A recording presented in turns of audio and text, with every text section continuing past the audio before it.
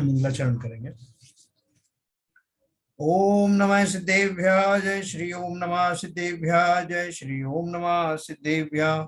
मंगलम भगवान वीरो मंगलम गौतमो गणी मंगलम कुंद कुंदाद्यो जैन धर्मोस्तु मंगलम सर्व मंगल मांगल्यम सर्व कल्याण कारकम प्रधानम सर्वधर्माणां जैनम जयतु शासनम जैनम जयतु शासनम जैनम जयतु शासनम। तो ध्यान का वर्णन हम पढ़ रहे हैं ज्ञानार्णव ग्रंथ के माध्यम से, जिसके रचयिता हैं श्री शुभचंद्राचार्य।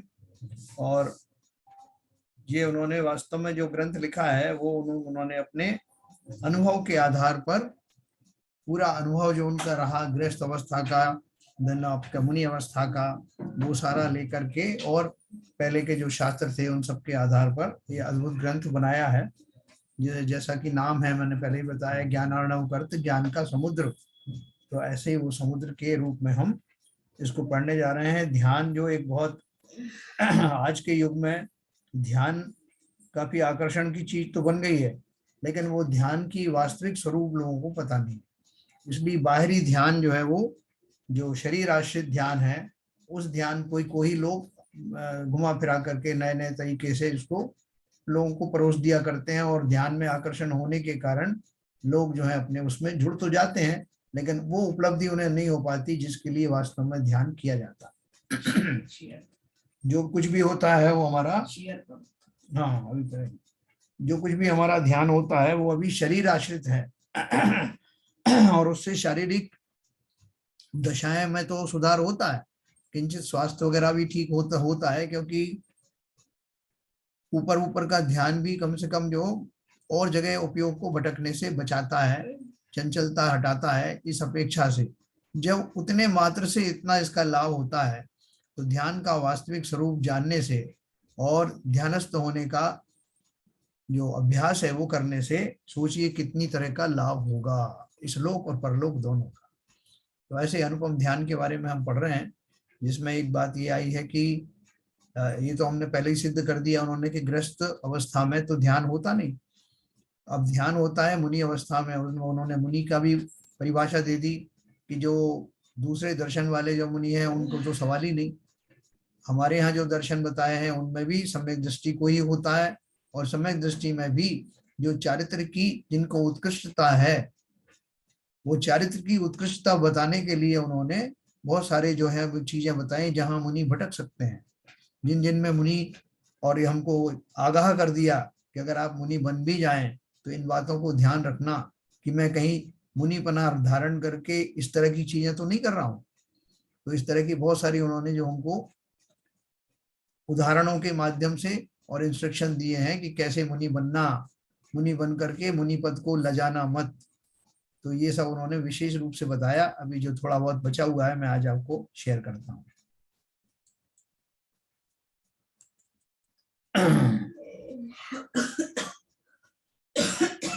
देखिए, अपन ने कल पढ़ा था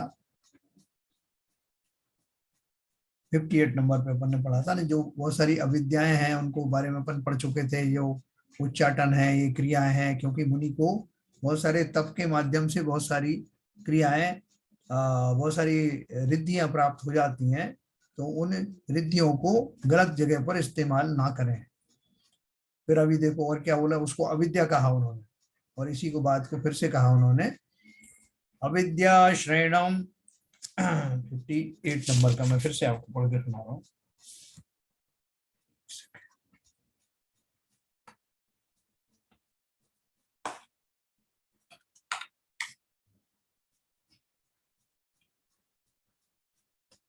अविद्या शरणम युक्तम प्राग ग्रहावस्थितेर्वरम मुक्ति अंगे लिंगमादाय नाशाश्लाघ्यम लोकदम्बनम।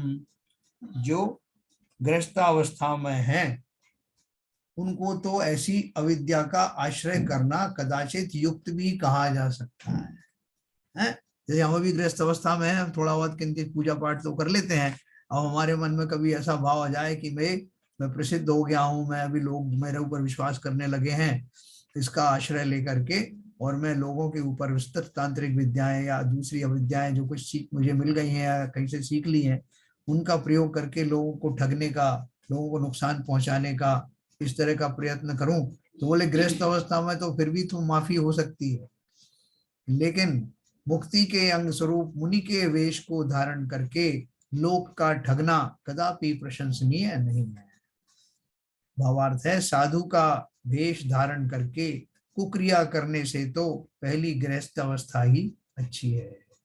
ये तो उन्होंने बोला, शुभ चंद्राचार्य ने अपने छोटे भाई भर्तरी को बोला कि भैया अगर तुम्हें स्वर्ण की इतनी ही लालसा थी कि 12 साल में तुमने वो स्वर्ण बनाने वाला रसायन सिद्ध किया, अगर इतनी ललक थी स्वर्ण की, तो राज ही क्यों छोड़ा?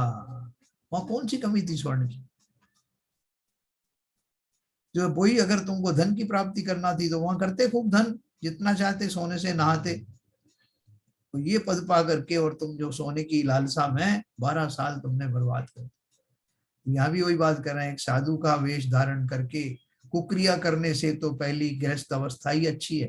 कम से कम लोक में मुनि पद की निंदा तो नहीं होती, क्योंकि ऐसी अवस्था में उक्त कार्य करने वाले की कोई विशेष निंदा नहीं करते। गृहस्थी में तो बहुत सारे ऐसे होते हैं, बन जाते हैं, ढोंगी होते हैं, नहीं उनसे नहीं सकता ऐसे बोल देते हैं लोग।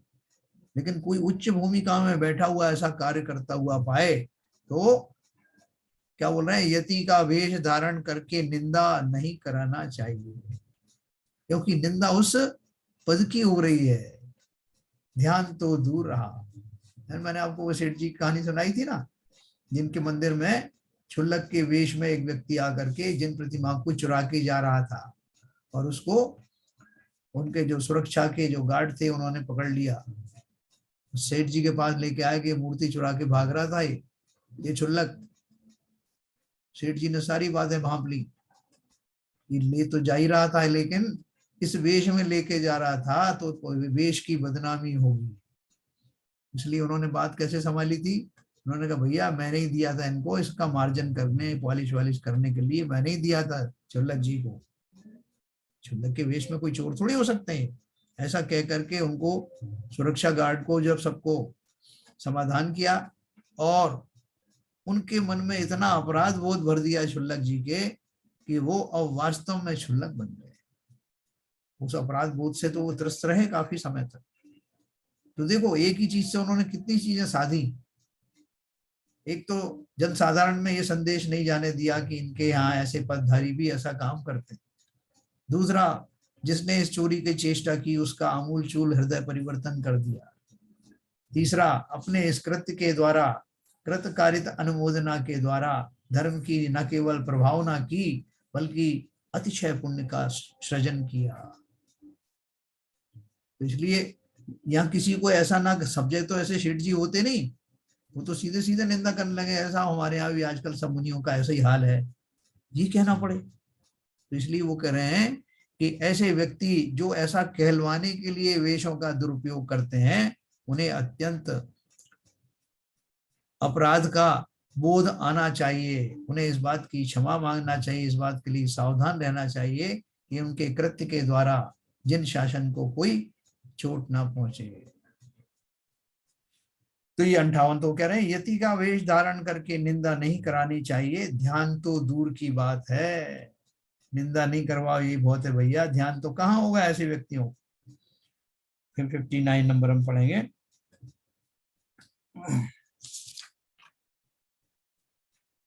मनुष्यत्वं समासाद्ये यतित्वं च जगन्नतुं हेयमेवा शुभम कार्यम विवेच्य सुहितं बुधैः।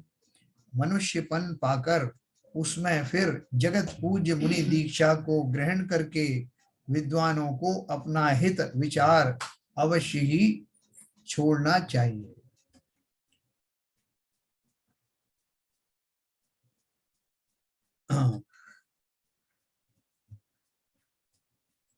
एक सेकंड।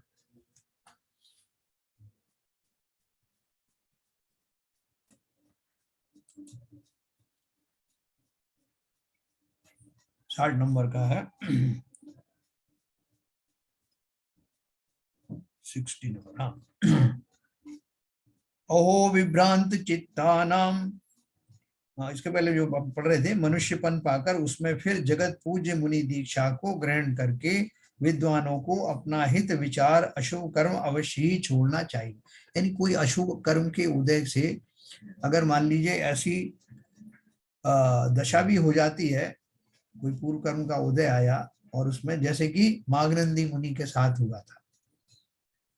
मागनंदी मुनि जो है बहुत अपने समय के बहुत प्रसिद्ध आचार्य थे, और वो एक बार जब वो भ्रमण कर रहे थे तो उन्होंने देखा कि एक झोंपड़ी में एक कुमार की बालिका 16 साल की थी, वो उपले बना रही है, कंडे होते हैं ना गोबर के, वो थाप रही थी बार बार, और वो बारिश हो रही थी तो वो ठहर नहीं पा रहे थे।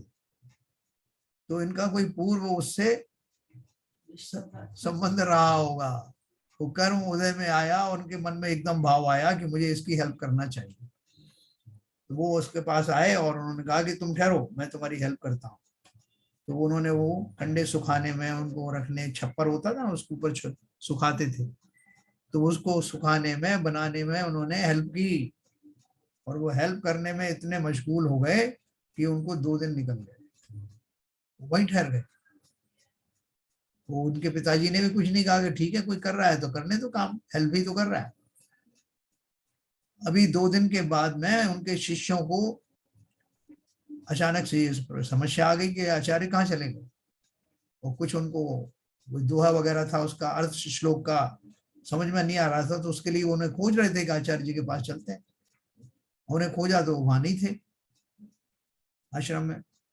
तो वो खोजते खोजते उस नगर में या जो भी गांव था वहां पे निकले, तो एक जगह पे वो उन्होंने देखा एक करिश्मा की वहां खड़े हुए हैं, कुमार की लड़की की हेल्प कर रहे हैं। तो वो सब समझदार थे, सारे लोग जानते थे कि कर्म के कैसे कैसे उदय आते हैं। उन्होंने इस बात को बिल्कुल ही ना तो उनसे पूछा कि अरे आचार्य जी आप यहाँ, ये क्या कर रहे हैं आप, कैसे आचार्य हैं, ऐसा कुछ नहीं पूछा उन्होंने। उन्होंने तो सीधा उनको नमोस्तु बोला और उनसे कहा कि महाराज ये कोई फला फला श्लोक है, इनका अर्थ समझ में नहीं आ रहा। बाकी सब इग्नोर कर दिया। आचार्य ने वो श्लोक सुना और अपनी जो वेशभूषा देखी और कहाँ खड़े हैं ये देखा, और बड़े वो घबराए, परेशान हो गए कि मैं कहाँ खड़ा हुआ हूँ। उनकी जैसे तंद्रा सी टूट गई। तो उन्होंने कहा कि चलो चलो चलो चलो आश्रम चलते हैं अपन, वहीं पर अपन संघ में जो है इसका चर्चा करेंगे, पता नहीं मैं यहाँ कैसे आ गया। और वो उनको तो सबसे मालूम था शिष्यों को कि कब कर्म का कैसा प्रकोप हो जाता है, इनकी कौन, हमने तो इनसे जो पूछा तो वापस स्वरूप में आ गए, उन्होंने से कोई प्रश्न नहीं पूछे, और वो भी वहां से चलते बने और आकर के वापस तो अपने पद पर स्थापित हो गए।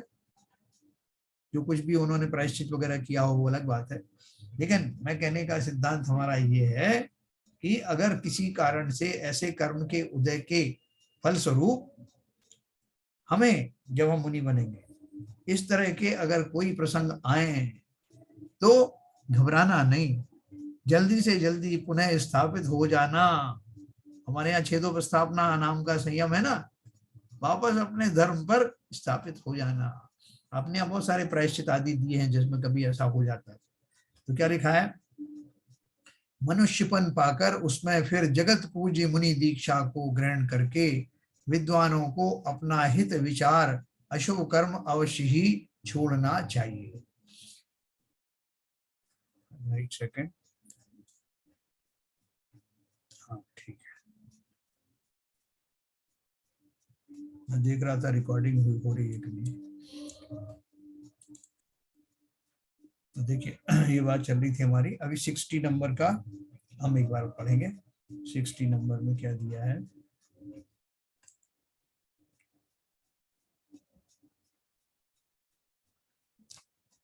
अहो विभ्रांत चित्तानां पश्य पुंसां विचेष्टितं यत् प्रपंचेर्य तित्वे अपि नीयते जन्म निष्फलम।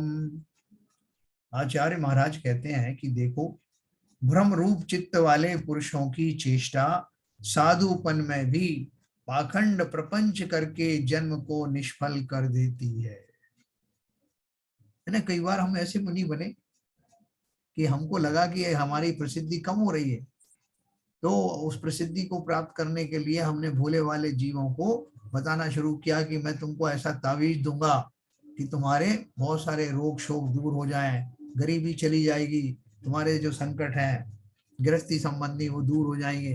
मैंने उनको गंडे तावीज भी दिए,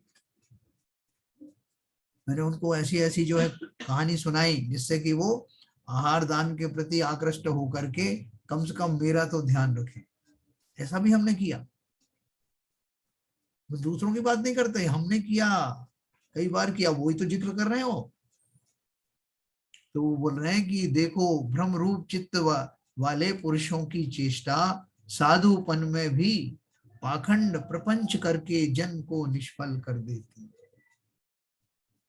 मैंने लोगों को बहुत उपदेश दिए और लोगों को मेरे ऊपर विश्वास जम गया और मैंने ऐसे ऐसे आचरण किए जो अभी भी लज्जा से मेरा सर झुक जाता है। मैंने ऐसा किया है पास्ट में, क्योंकि मैं मुनि एक बार थोड़ी बना, अनंतों बार बना, लेकिन सही मुनि नहीं बना। तो उसमें मैंने क्या क्या गलती की ये वो ज्ञानार्णव के माध्यम से हमें बता रहे हैं। ये सब हमारी कृत्य हैं, हमें सुधरना है।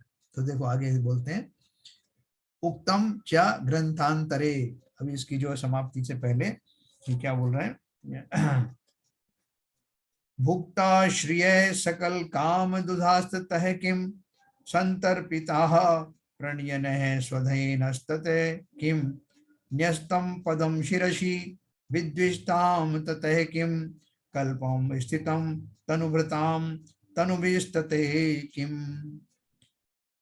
इस जगत में जीवों की समस्त कामनाओं के पूर्ण करने वाली लक्ष्मी हुई। देखो ये बहुत प्रसिद्ध, मैं आपको ये पद्य सुना रहा हूं और इसका अर्थ समझ करके पूरा हमारा जो है सार है ये जीवन का, कि मैं जो कुछ भी करता हूं क्या सोच के करता हूं और क्या मिल जाता है। क्या बोल रहे हैं, इस जगत में जीवों का समस्त कामनाओं के पूर्ण करने वाली लक्ष्मी हुई और वह भोगने में आई तो उससे क्या लाभ हुआ, क्या कर लोगे। इस शरीर की जो लिमिटेड शक्ति है, लिमिटेड ही विषय शक्ति है, वो अगर तुम्हें वो लक्ष्मी भी मिल गई, पूरा धन धान्य मिल गया, तुम्हारी वो शक्ति भी मिल गई भोगने की, तो क्या अचीव हो गया है। और अथवा अपनी धन संपदा आदि से परिवार स्नेही मित्रों को संतुष्ट भी कर दिया तो क्या हो गया, समझना। तथा शत्रुओं को जीत कर उनके मस्तक पर पांव रख दिए तो इसमें भी कौन सी सिद्धि हो गई। तथा इसी प्रकार शरीर बहुत वर्ष पर्यंत स्थिर रहा तो वही उस शरीर से क्या लाभ हुआ। भाई साहब मैंने प्रण किया था कि मैं सबसे आखिर में मरूंगा, सारे रिश्तेदारों को बोल दिया मैंने, तुम सबका जो है मैं अग्नि संस्कार देख करके ही जाऊंगा, तुम्हारा धुआं देख के ही जाऊंगा। किसी से मैंने द्वेषवश कहा, किसी से ये भी कहा कि चिंता क्यों करते हो, मैं हूं ना अभी, तुम्हें कोई बाल वांका नहीं होना जब तक मैं हूं।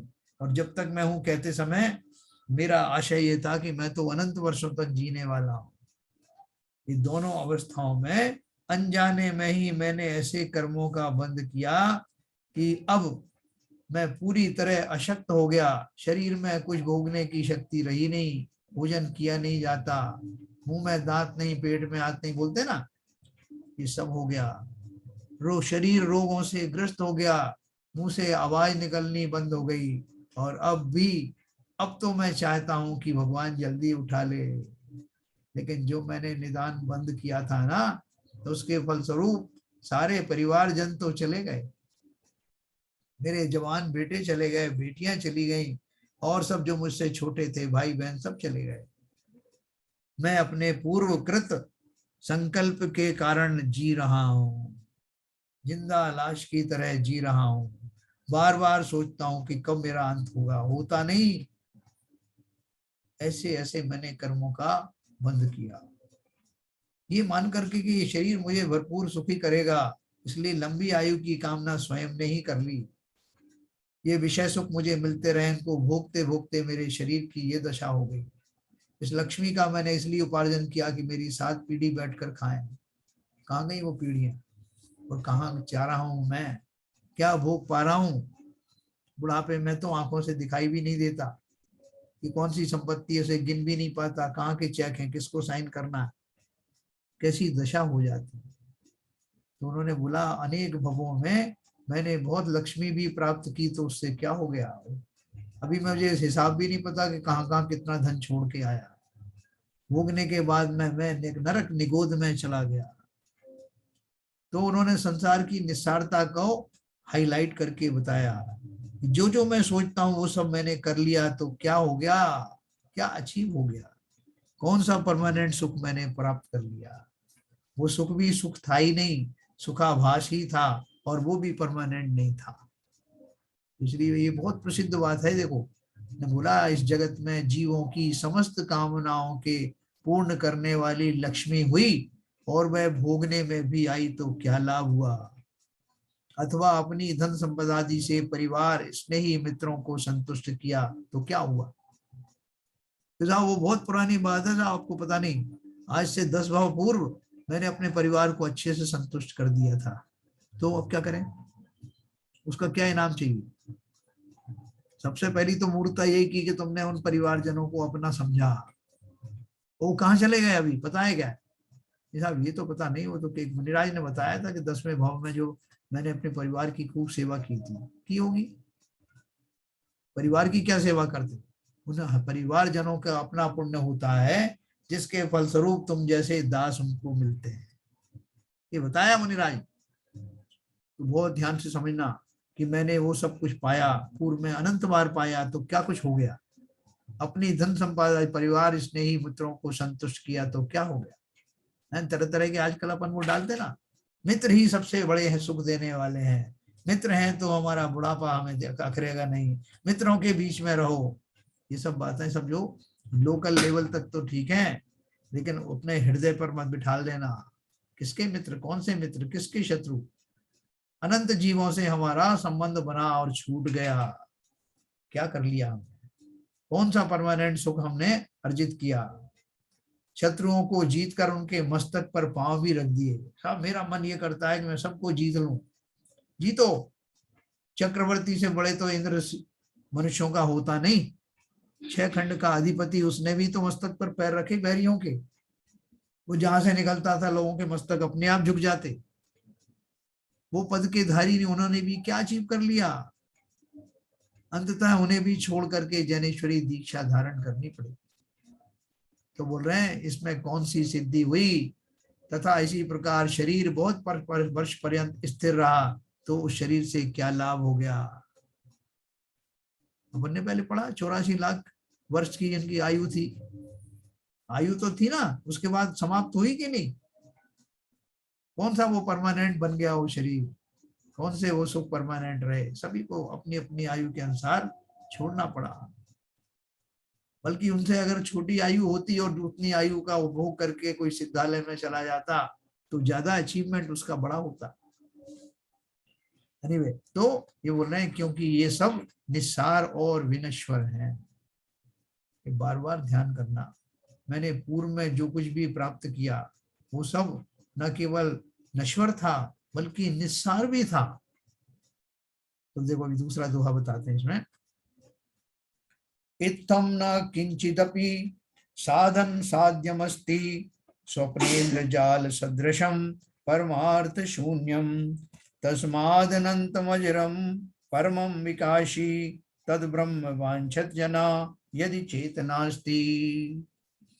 उक्त प्रकार से जगत में कुछ भी साधने योग्य कार्य नहीं है। इस तरह के कोई भी कार्य जो मैं मानता हूं कि काम तो यही है, इनके अलावा और कोई काम है ही नहीं संसार में, यही सब करते हुए हैं चले जाते हैं। सुबह होती है, शाम होती है, जिंदगी यूं ही तमाम होती है, यही सब हम करते रहे, अनेक भवों में यही किया। तो वो कह रहे हैं उक्त प्रकार से जगत में कुछ भी साधने योग्य कार्य नहीं है, क्योंकि जगत का कार्य स्वप्न के समान अथवा इंद्रजाल के समान क्षण विनश्वर और परमार्थ से शून्य है। आपने कभी देखा कि मैं जो दिन भर में जितने काम करता हूँ, उन सोचता हूँ ये काम आज निपटा लेता हूँ, वो काम कल कर लूंगा, कल फिर दूसरे काम खड़े हो जाते हैं, परसों तीसरे खड़े हो जाते हैं, कितने काम हम रोज निपटाते हैं, लेकिन उन कामों का कभी अंत हुआ क्या? तो आज मैंने ये कर दिया, कल मैं ये करूंगा, परसों ये करने का बहुत सारी आपने वो बना ली अपनी समयावली, लेकिन कभी कोई दिन ऐसा हुआ क्या कि आपको लगे कि अब सब काम समाप्त हो गए, अब कल कुछ करने को शेष नहीं रहा? निरंतर लगे रहते हैं हम, उस बैल की तरह, उस पशुओं की तरह लगे रहते हैं, और हमको लगता है कि आज ये काम निपट गया, बस अब कल जो है आज चैन की सांस लूंगा, कल दूसरे काम, परसों तीसरे हैं। जगत के कार्य कभी पूरे होते नहीं, और कभी कोई ऐसा उनके उपलक्ष्य में कि मैंने आज ये सब काम पूरे कर दिए, तो आज के कल मैं चैन से सोऊंगा, चैन से बैठूंगा, दूसरे कुछ आपके हाथ में नहीं।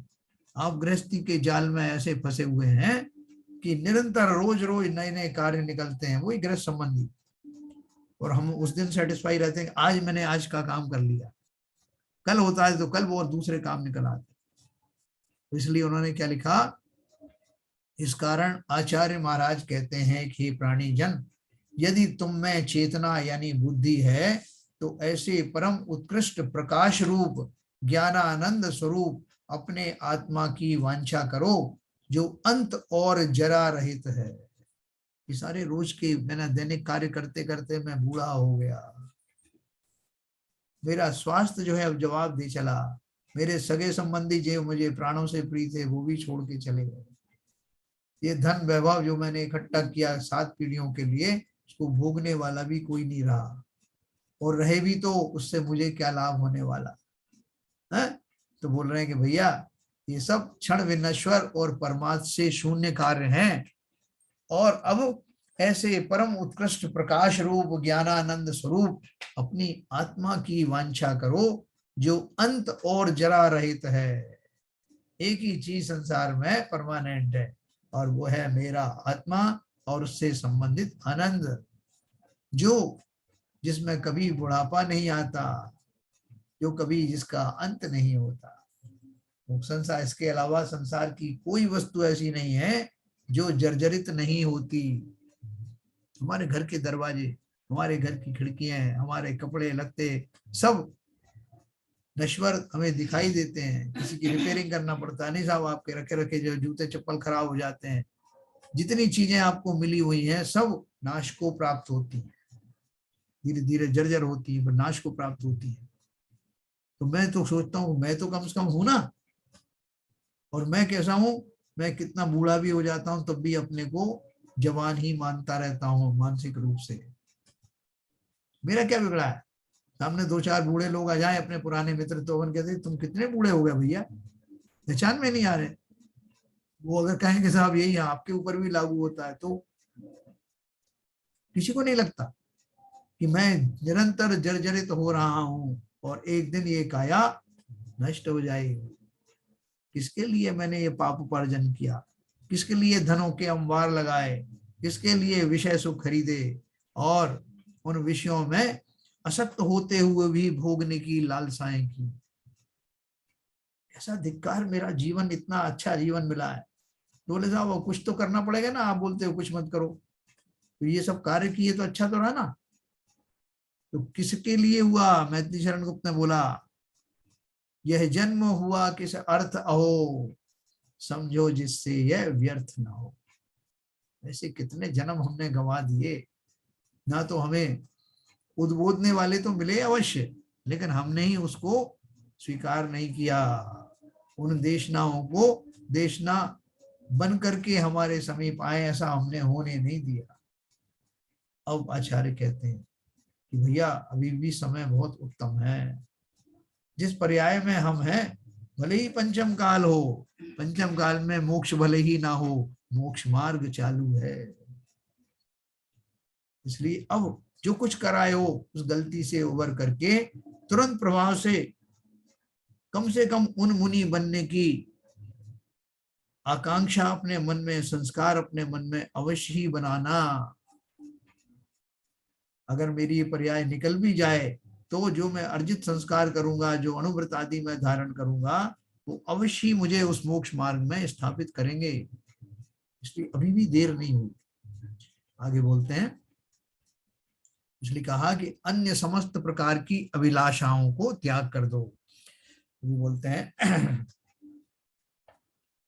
किम ते संति न कोटिशो अपि सुधियः स्फारै वर्चोभिः परम ये वार्तां प्रथम यन्ति मे महसाम राशे परब्रह्मणः तत्रानंद सुधा सरस्वती पुनर्निर्मज्ये मुञ्चन्ति ये संतापं भव संभवं त्रिचतुरास्ते संति वा नात्र वा। आचार्य महाराज कहते हैं कि इस जगत में प्रचुर वचनों से यानी व्याख्यानों से अमर्याद प्रताप की राशि रूप परमात्मा की वार्ता को विस्तार करने वाले करोड़ों विद्वान क्या नहीं होते? अवश्य होते हैं, है ना। क्या बता रहे हैं वो? इस जगत में कैसे इतने बड़े बड़े विद्वान हैं जो परमात्मा की वार्ता को बहुत विस्तार से आपके सामने रख सकते हैं। अवश्य होते हैं, हमेशा होते रहे हैं। परंतु इस पर ब्रह्म स्वरूप अमृत के समुद्र में मग्न होके संसार से उत्पन्न हुए संताप को नष्ट करने वाले जगत में 3 व 4 ही होते हैं, अथवा नहीं भी होते हैं। सम्यक दृष्टि कितने होते हैं? सम्यक दृष्टि ऐसे सड़क पे पड़े पड़े नहीं मिलते। तो साहब मैं गया था वहां पे 8-10 सम्यक दृष्टि फुटपाथ पे पड़े थे। थोड़ा सा और आगे बढ़ा तो 2-4 वो पार्क में से निकल के आ गए हैं, और भीड़ लग गई साहब। सम्यक दृष्टियों ने घेर लिया मुझे। मैं अकेला मिथ्या दृष्टि हूँ, इतने साहब मेरे सम्यक दृष्टि आ गया, मैं क्या करूं? ऐसी भीड़ नहीं मिलेगी। सम्यक दर्शन अनुपम दर्शन है, अनुपम रत्न है, विरलों को ही मिलता है। लाखों करोड़ों लोगों में एक आध सम्यक दृष्टि मिलेगा, इसलिए उसको कम मत आंकना। कोई बात नहीं साहब, बार बार सम्यक दर्शन कहते हैं, एक बार कर ही लेते हैं, चलो ये भी क्या याद रखेंगे। ऐसा सस्ता नहीं सम्यक दर्शन। कोई कह दे कुछ नहीं साहब, प्रतिमा के ऊपर जिसने एक लोटा पानी डाल दिया वो सम्यक दृष्टि हो गया, जिसने प्रतिमा के दर्शन कर ली वो सम्यक दृष्टि हो गया। ये भले ही कोई किसी को एनकरेज करने के लिए कहे, लेकिन सम्यक दर्शन का स्वरूप गलत मत बताना। गलत बताने से जीव वहीं का होकर रह जाएगा साहब। बहुत सिंपल है। एक लुटिया मैंने भी रख रखी है, बीच बीच में जाता हूँ, अभिषेक करता हूँ, सम्यक दृष्टि बन जाता हूँ, घर आ जाता हूँ, फिर थोड़े दिन बाद फिर जाता हूँ, यही काम करता रहता हूँ, मेरा सम्यक खत्म नहीं होता। ऐसी विडंबना है। सम्यक दर्शन की क्या परिभाषा है? देखो उन्होंने कितना बताया उसके बारे में। परमात्मा की कथनी को विस्तार रूप से कहने वाले तो जगत में अनेक विद्वान होते हैं, परंतु परमात्मा स्वरूप में लीन होने वाले विरले ही होते हैं। लीन होने की बात कर रहे हैं। लीन होना मतलब चारित्रिक दशा में पहुंचने की बात कर रहे हैं, अर्थात मुनियों की बात कर रहे हैं। ये मान के चल रहे हैं कि मुनि तो सम्यक दर्शन तो उनको है ही, सम्यक ज्ञान भी उनको है, हम तो चारित्र की बात कर रहे हैं। तो जिस सम्यक दर्शन की मैंने आपसे चर्चा की, जब सम्यक दृष्टि जीव ही बिरले होते हैं, तो सम्यक चारित्रधारी 3 रत्नत्रय के धारी जो जीव हैं, वो तो उनकी संख्या कितनी कम होगी ये हम सोच सकते हैं। बहुत सारे आपको विस्तार करने वाले विद्वान इतने सारे मिल जाएंगे जिन्होंने पढ़ाया भी होगा मुनियों को। जैसे मैं आपको चर्चा करता हूँ, दयानंद राय जी हैं और ये सब है, दौलत राम जी हैं, सबने बहुत अच्छी अच्छी पूजन भी लिखी है और प्रसंगवश उन्होंने मुनियों को पढ़ाए भी है। ये प्रफुल्ल शास्त्री हैं कटनी के, कैलाश चंद्र शास्त्री बड़े बड़े हो गए जिन्होंने आचार्य श्री को भी देशना उनको पढ़ के सुनाया, बहुत सारे शास्त्र उनकी वंचना की उनके सामने। तो ऐसा उपदेश देने वाले, बताने वाले, शास्त्रों का मर्म समझाने वाले तो आपको बहुत से विद्वान मिल जाएंगे, लेकिन उस मर्म को समझ करके अपने मर्म में अर्थात चित्त में धारण करने वाले विरले ही होंगे। परमात्मा की कथनी को विस्तार रूप से कहने वाले जगत में अनेक विद्वान होते हैं, परंतु परमात्मा स्वरूप में लीन होने वाले विरले ही होते हैं, है ना। यहाँ 3-4 कहने से विरल वचन जानना चाहिए, संख्या का नियम समझ लेना उचित नहीं है। 2-4 होंगे तो हम 2-4 गिन के छोड़ दें, तो साहब 2-4 तो ये मिल गए, अब बाकी तो सब बेकार ही होंगे, है ना। ऐसा नहीं, क्योंकि थोड़ा कहने हो तो लौकिक में भी ऐसे ही प्राय कहा करते हैं। देखो, इससे ये मत समझ लेना कि भैया वो जो विद्वान बनने थे, जो चारित्र में आरोहण होने वाले थे, वो तो हो गए होंगे, वो तो पूरी गिनती पूरी हो गई, अब हमारा नंबर तो आएगा ही नहीं। ऐसा बिल्कुल मत समझ लेना। कौन जानता है कि उन बिरलों में हम भी हों।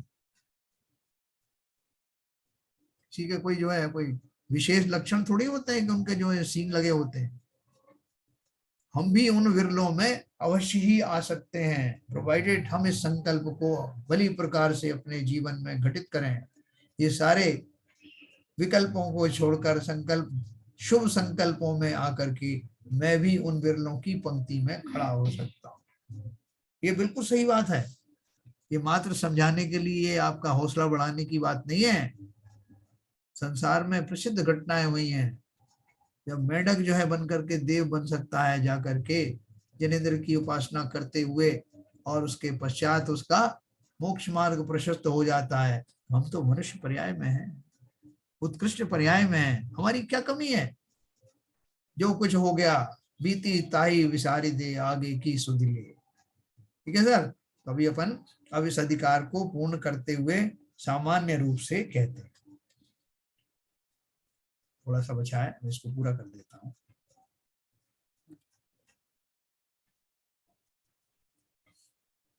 या इसको कल करेंगे अपन, काफी है उसमें, तो अभी में अपन चर्चा करते हैं।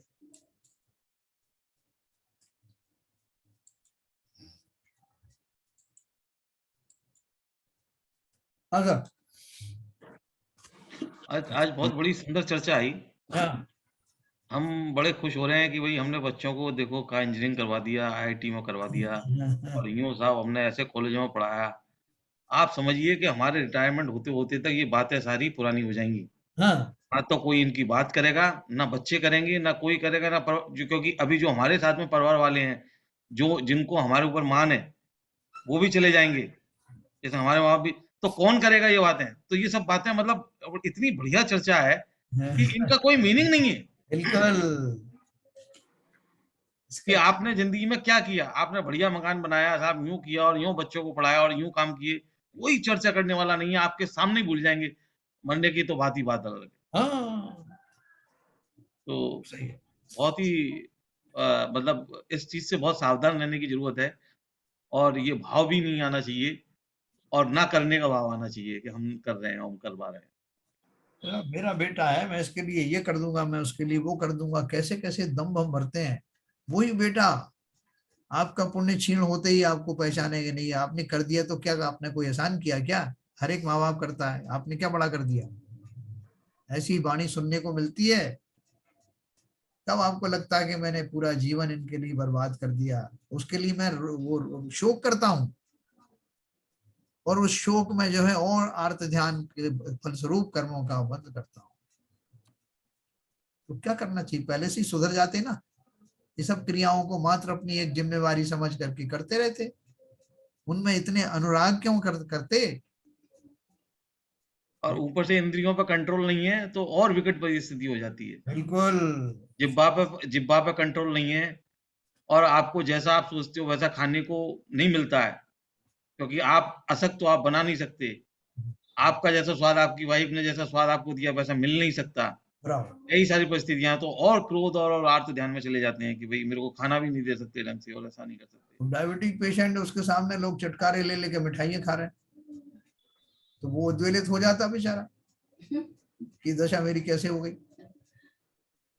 तो ये सारी चीजें अगर मैं पहले से ही अपने आप को संतुलन में रखता, इनमें ज्यादा आसक्त नहीं रहता, तो मेरी इंद्रियों के शिथिल होने के बाद भी मुझे कुछ फर्क नहीं पड़ता, है ना। तो कितने लोग हैं इस बात का चिंतन कर पाएंगे? क्या ललित जी, आपको लगता है कि कोई ऐसा सोच पाएगा कि मैंने क्या अचीव किया? म्यूट करिए। ललित जी। हाँ हाँ नहीं, सोच तो पाते हैं, ऐसा नहीं है। हाँ हाँ, हो सकता है कि ऐसा शुरू के जो यंग डेज है उस समय ये चीज ख्याल ना आता हो, पर एक स्टेज है तो ऐसी आती है शायद एक्चुअली, कि जब ये सब की व्यर्थता समझ में आने हाँ, लगती है। बहुत बढ़िया। इस सब की व्यर्थता, निसारता जो है अब समझ में आने लगी। कितने मैंने अपने पुत्र पुत्रियां छोड़ के आया पहले, कितने माँ बाप छोड़ के आया, उनका कुछ हिसाब है क्या? जिन जिन को मैंने अनुग्रहित किया, जिनके लिए मैंने क्या क्या किया, पूरी जन्म का अपना पूरा की पूरा जीवन उनमें लगा दिया, वो कहाँ है? उनकी कोई लिस्ट देगा क्या मुझे? और अपने पिताजी को मैंने क्या किया? पिताजी माताजी के स्वर्गवास के बाद मैंने उनके फोटो टांग दिए, खाली मात्र अपना उनके प्रति होने वाला मेरा जो श्रद्धा थी वो दिखाने के लिए वो फोटो टांग दिए। उनकी अब मालाएं बदलना भी भूल गया मैं। अब साहब कौन बदले रोज रोज, साहब शिव जाना था चला गया। यही दशा मेरी होने वाली है, हम सबकी होने वाली है। खाली माला टंगने के लिए, फोटो टंगने के लिए मैंने इतना सारा जीवन खो दिया क्या? ये कीमत है उसकी? क्या अचीव किया? मेरा बेटे को तो मैं अच्छे से अच्छी चीज दूंगा, कौन बेटा, किसका बेटा, कहाँ से आया, उसके पहले कहाँ था, अब कहाँ चला जाएगा? ये हम बिल्कुल प्रश्न अपने आप से करते नहीं, अंधों की तरह लगे हैं अंधी दौड़ में। क्या हरभजन साहब? पर लेकिन ऐसा लोग कहते हैं ना कि मतलब एक जाते समय या जब आपका आखिरी क्षण है, जी। तो ये अनुभव होता है उस ऐसे जीव को कि भाई जो मेरी जिम्मेदारी थी वो मैंने अच्छे से निभा दी, बच्चों को अच्छी शादी कर दी, बच्चे अच्छे पढ़ा दिए, बच्चों हाँ को हाँ अच्छी हाँ नौकरी लग गई, हाँ। तो अब मैं शांति से मर सकता हूँ। अगर वो नहीं होता तब भी आपको मरना तो था ही ना। अब शांति से मरना तो मरोगे है ही, अशांति लेकिन मरते समय भाव अलग अलग हो जाते हैं। मतलब मैं नहीं सर, फिर भी हाँ पीठ तो थपथपाई लेता हूं मैं। हाँ कि सही। मैंने कितना, देखो आपने 2 इंजीनियर, 1 डॉक्टर, 3 फलाने अकाउंटेंट पैदा कर दिए। हाँ अपने भाइयों को, सबको, बच्चों को, सबको पढ़ा लिखा के मैंने क्या बना, शिक्षा से क्या बना दिया, नहीं तो ये वहां सड़ते रहते। तो हाँ। पीठ तो थपथपा लेता हूँ सब, और फिर किसी न कुछ किसी बात। मगर वास्तविक बात यह है जी सर। कि जब शरीर की आत्मा कर्मांड शरीर के साथ जाती है तो क्या ये पीठ थपथपाना जाता है क्या? नहीं नहीं, वो सब तो नहीं, ठीक है, तो बता रहे हैं कि ऐसा जीव करता है। और अगर किसी ने छेड़ दिया उसको कि भाई साहब आपने बहुत पीठ थपथपा ली, जो आपका चौथे नंबर का पुत्र था उसे तो कुछ बना ही नहीं। अरे बोले साहब उसकी बात मत करो, वो तो नालायक था, और उसको मैंने बहुत समझाया, वो कुछ बना ही नहीं। तो जब वो कुछ नहीं बना तो बाकी लोगों को आपने बनाया, ऐसा दम्भ क्यों रखते हो? तो ये तो सांसारिक संस्कार जैसे पड़े हुए हैं। और मालूम पड़ा वो नालायकी उनको निभा रहा है, अब वो भी क्योंकि सही। वही शहर में रहता है, वही इसी मकान में रहता है, वही निभा रहा है। आप सही कह रहे हो। मेरे मेरे एक चाचा जी हैं, वहाँ गांव में रहते हैं। तो वो उनका एक बेटा अमेरिका में जाके बस गया, और वो उसने बिल्कुल ऑलमोस्ट ऐसा बिहेव किया जैसे अभी इनसे मेरा कोई रिलेशन नहीं है। आता है जाता है सब कुछ है।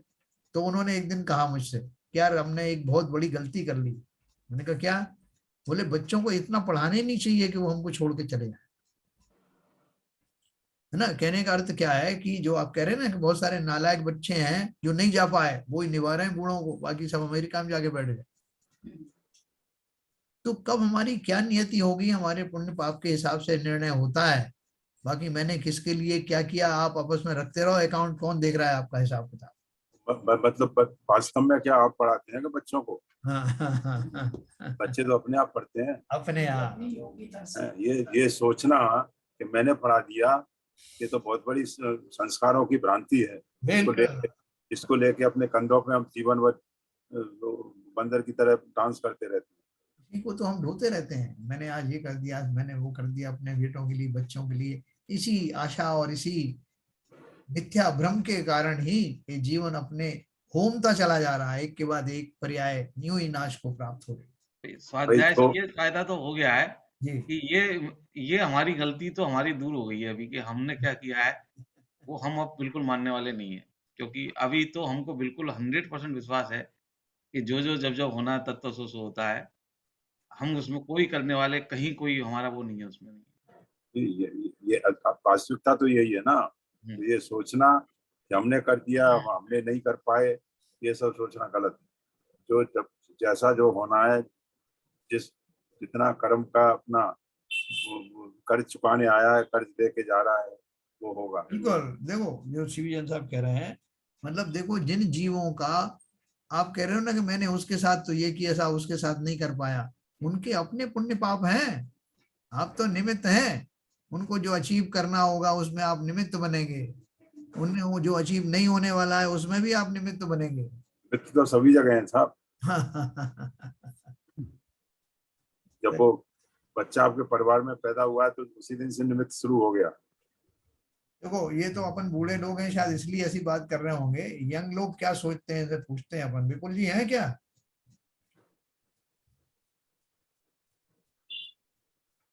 विपुल जी को नहीं लग रहा होगा ऐसा कि जो है जो अपन कह रहे हैं वो भी अपने नहीं, बच्चे वो शायद ऑफिस से रास्ते में होंगे, लेट होंगे या कुछ चक्कर हो। ओके। संजय प्रकाश आप बताओ, हम लोग जो बात कर रहे हैं वो वास्तव में कुछ उसमें है क्या, तथ्य है क्या, हम ऐसी बात कर रहे हैं हवा में? हो सकता है आपने अपने बच्चों को ज्यादा नहीं सर, बिल्कुल ऐसा ही है कि सब बच्चे अपने अपने कर्म से कोशिश तो करने से आपसे कई बार पूछते थे जी कि हम कोशिश तो मतलब करते हैं समझाने की, हाँ लेकिन जितना हो सकता है बच्चों को, लेकिन फिर जो होना है वो अपने हाथ में नहीं है, हाँ।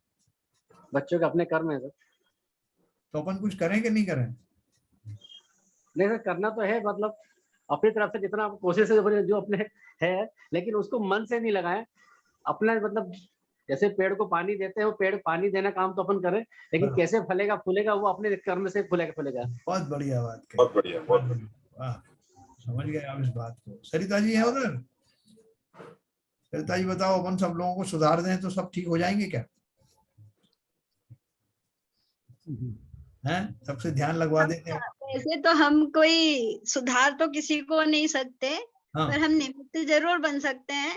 बाकी उनका जो अपना कर्म है तो वो तो काम करेगा ही, नहीं तो सारे माँ बाप ही तो अपने बच्चों को आगे ले जाएं। मतलब जैसे आपने बताया कि 4 पढ़ गए तो एक क्यों नहीं पढ़ पाया, माँ बाप की संतान थे ना सब। हाँ हम जैसे हम सब भाई बहन भी हैं तो सबको एक जैसा ही मिला होगा, पर सबका तो भाग अलग अलग ही गया ना। बिल्कुल बिल्कुल। ये यहाँ पर एक मेरा क्वेश्चन है जी जो सरिता जी ने पूछा। हम भी कभी कभी ये कहते हैं निमित्त हम बन गए उसके। हाँ। ये कहना भी हम निमित्त बन गए कि सही होता है क्या? निमित्त जानबूझ करके कोई नहीं बन सकता। ऐसा है कि जैसा होनार होती उस हिसाब से जो घटनाएं उसमें कारण बनती हैं उनको निमित्त कह दिया जाता है। कोई जानबूझ करके नहीं मैं उसमें निमित्त बनूं। हो सकता है कि उसका उस समय का निर्णय जो है वो उसमें कारण बनने वाला होगा तो बन जाता है। बाकी जो ऐसा मेरा जानबूझ करके मैं इसमें निमित्त बनूं ऐसा नहीं होता।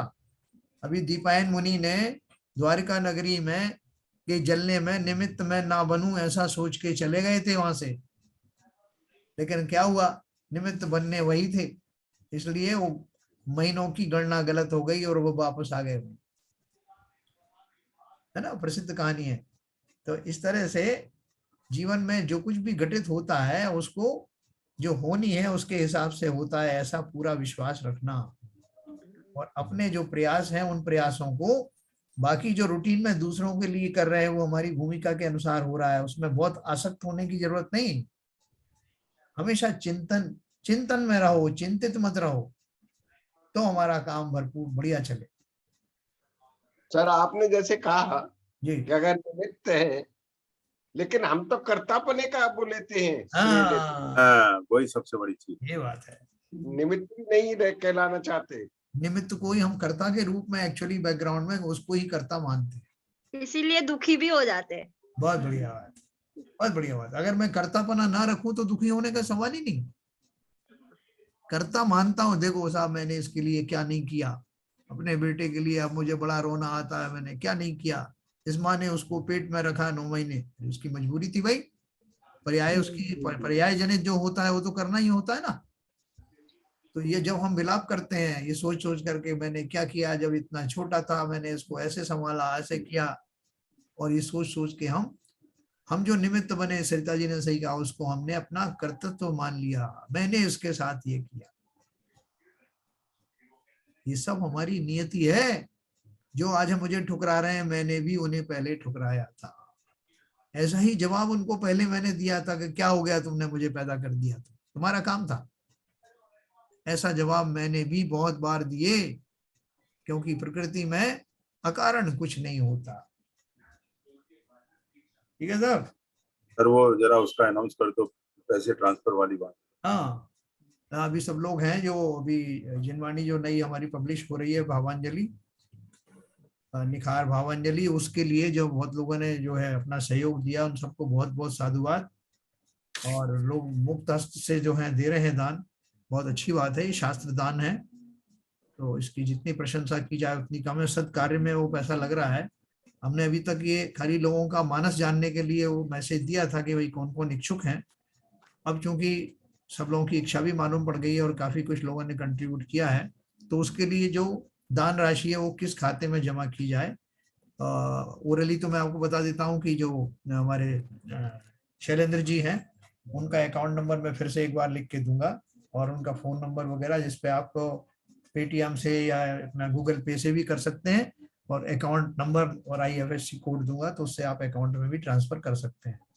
बहुत जल्दी वो जिनवाणी आपके हाथ में आने वाली है, और एक ऐसी चीज होगी, वस्तु, जब मिलने के बाद में आपको इधर उधर कहीं खोजने की जरूरत नहीं कि फला पूजा कहाँ है, डिमकी कहाँ है, और पूरे सीक्वेंस में ऑर्डर में होगी, तो आपको अच्छी लगेगी। और उसके बारे में जो और जो उससे संबंधित जो भी घोषणाएं होंगी अपन बीच बीच में करते रहेंगे। तो अभी आज ही मैं उसमें से डाल दूंगा, उसमें जिन्हें अपना जैन धर्म जानिए में उनका अकाउंट नंबर वगैरह, तो सब लोग उसमें अपना पैसा डाल दें। अगर किसी ने कहीं गलत दूसरी अकाउंट में गलती से डाल दिया हो, तो उसकी व्यवस्था कर सकते हो, तो वहां से ट्रांसफर यहाँ पे करवा दें। नहीं, वो वहां से सर पैसा इसी अकाउंट में डालें जो आप उसमें उस काम में आया। हाँ, नहीं, अपना नाम जरूर लिख दें सर। नाम भी लिखते हैं कि किसको भेजा है, वो किसी ने भेजा है, शायद वो मैंने गदिया जी ने भेजा है। उसमें ये समझ में नहीं आ रहा है कि वो किसके अकाउंट से किस अकाउंट में गया है, किसके अकाउंट में, बेनिफिशियरी का नाम भी नहीं है उसमें। नहीं, उसमें ऐसा है, सुनते हैं वो KDGST में गया है वो। नहीं तो वो तो मंदिर के दान में चला गया, तो इसमें वो दोबारा अभी है नहीं, इसमें लिस्ट में नहीं है वो अभी, तो अपन अलग से हमको बता देंगे। ठीक है सर? अकाउंट नंबर शेयर जरूर कर लीजिए बस। हाँ, तो जाते जाते मैं एक बात और कहना चाहता हूँ कि अपन जो अभी ये गर्भोक्ति करते हैं कि मैंने अपने बच्चों को बहुत अच्छे संस्कार दिए साहब, एक को अमेरिका में बिठा दिया, एक को फला जगह बिठा दिया, और बहुतों को सही किया, ये गर्भोक्ति हमारी अंदर से दूर हो सकती है क्या? ये आप ऊपर ऊपर से तो हम ये कहते नहीं साहब कौन किसका करता है, सब निमित्त है, लेकिन अंदर से भरपूर मैं चाहता हूँ, मैंने नहीं बनाया तो किसने बनाया? तो देखो अभी बाबूजी बताएंगे, उन्होंने भी अपने बच्चों को राजा बेटा बनाया, वो बताएंगे भी उसके बारे में आपको, है बाबूजी? भाई साहब एक्चुअल में क्या है जी, मानव स्वभाव यह है कि सफलताओं का श्रेय तो खुद लेना चाहते हैं, हाँ, और बाकी असफलताओं के लिए कर्म के ऊपर डाल देते हैं। बहुत बढ़िया, डबल स्टैंडर्ड जो है अपना रहे हैं हम। जी, पहले तो वहां पर सोचे हम कहाँ क्या सोच रहे हैं। एक तरफ तो जो असफलता मिली है जिस बच्चे को, उसके लिए तो उसका कर्म के लिए जिम्मेदार ठहरा दिया, और जिसको सफलता मिली है उसने खुद ले लिया। हाँ, अरे भाई, दोनों के लिए अगर आप एक जैसे बने रहोगे तो समस्या सुलझ जाएगी। बिल्कुल सही बात। कर्म अगर वो कर्म किया तो वो भी अपने कर्मों से, अपने जो प्रत्येक जीव अपने अपने कर्म से जो सब कुछ पाता है। इसीलिए हमें ये सोचना कि हम कर रहे हैं, हमारा कर्तृत्व भाव है, ये पूर्णतया भ्रम वाली बात है, भ्रम है। हाँ, भ्रम है, बिल्कुल सही बात। तो इसलिए मेरे हिसाब से तो यही बहुत बहुत बढ़िया बात कही। देखो अगर इस चर्चा के द्वारा या ये स्वाध्याय के द्वारा 1% भी हमारे वो जो कर्तृत्व के भाव है उनमें ढीलापन आता है, तो ये बहुत बड़ी अचीवमेंट है, क्योंकि ये कर्तव्य जो है बहुत हमको मान कषाय और सब चीज में पोषण देता है, उसी के फलस्वरूप लोभ जनरेट होता है, सब कषाएं जुड़ी हुई हैं। इसलिए हर एक स्वाध्याय में एक दिन, प्रत्येक दिन हमें अपनी मंजिल में सुधार लाना है, अपनी सोच में सुधार लाना है। ठीक है सर? चलिए समय हो गया सबका, जिनवाणी स्तुति करें।